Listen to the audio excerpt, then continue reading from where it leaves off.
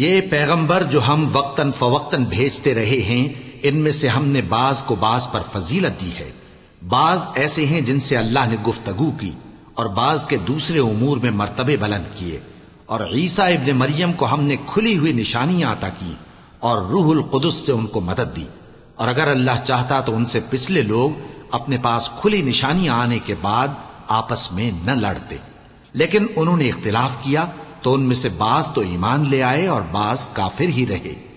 اور اگر اللہ چاہتا تو یہ لوگ باہم جنگ و قتال نہ کرتے، لیکن اللہ جو چاہتا ہے کرتا ہے۔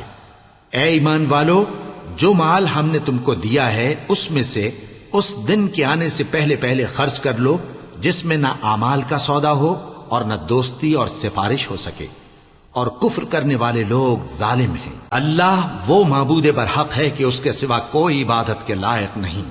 زندہ ہے، سب کو تھامنے والا، اسے نہ اونگ آتی ہے نہ نیند، جو کچھ آسمانوں میں اور جو کچھ زمین میں ہے سب اسی کا ہے۔ کون ہے کہ اس کی اجازت کے بغیر اس سے کسی کی سفارش کر سکے؟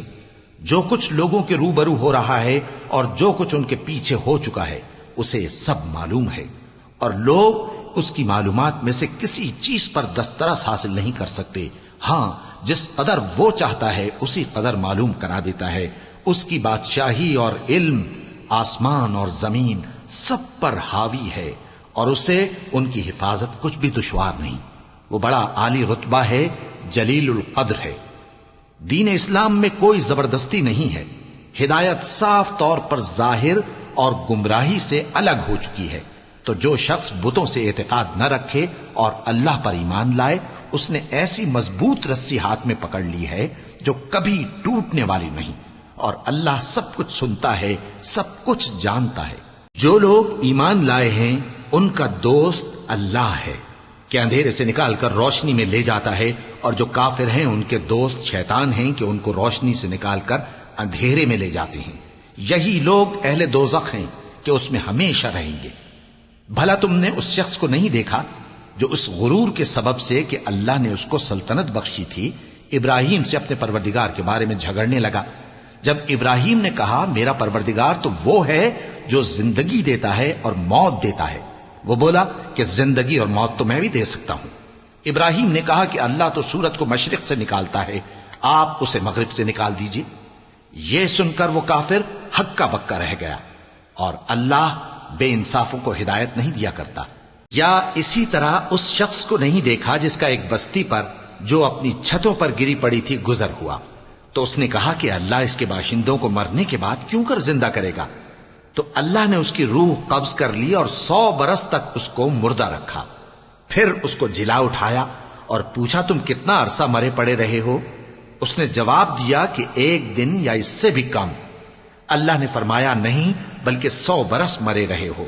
اور اپنے کھانے پینے کی چیزوں کو دیکھو کہ اتنی مدت میں مطلق سڑی بسی نہیں، اور اپنے گدھے کو بھی دیکھو جو مرا پڑا ہے۔ غرض ان باتوں سے یہ ہے کہ ہم تم کو لوگوں کے لیے اپنی قدرت کی نشانی بنائیں،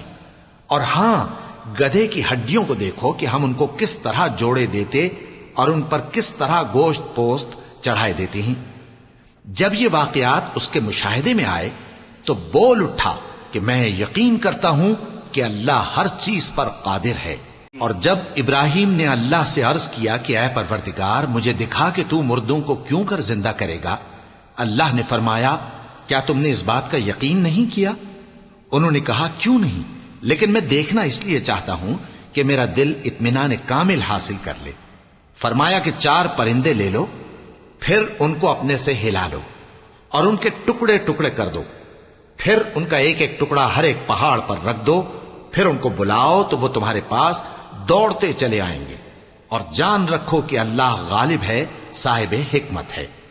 جو لوگ اپنا مال اللہ کی راہ میں خرچ کرتے ہیں ان کے مال کی مثال اس دانے کی سی ہے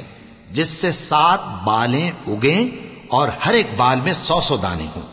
اور اللہ جس کے اجر کو چاہتا ہے اور زیادہ کرتا ہے، اور اللہ کشائش والا ہے، سب کچھ جاننے والا ہے۔ جو لوگ اپنا مال اللہ کے راستے میں صرف کرتے ہیں پھر اس کے بعد نہ اس خرچ کا کسی پر احسان رکھتے ہیں اور نہ کسی کو تکلیف دیتے ہیں، ان کا صلہ ان کے پروردگار کے پاس تیار ہے، اور قیامت کے روز نہ ان کو کچھ خوف ہوگا اور نہ وہ غمگین ہوں گے۔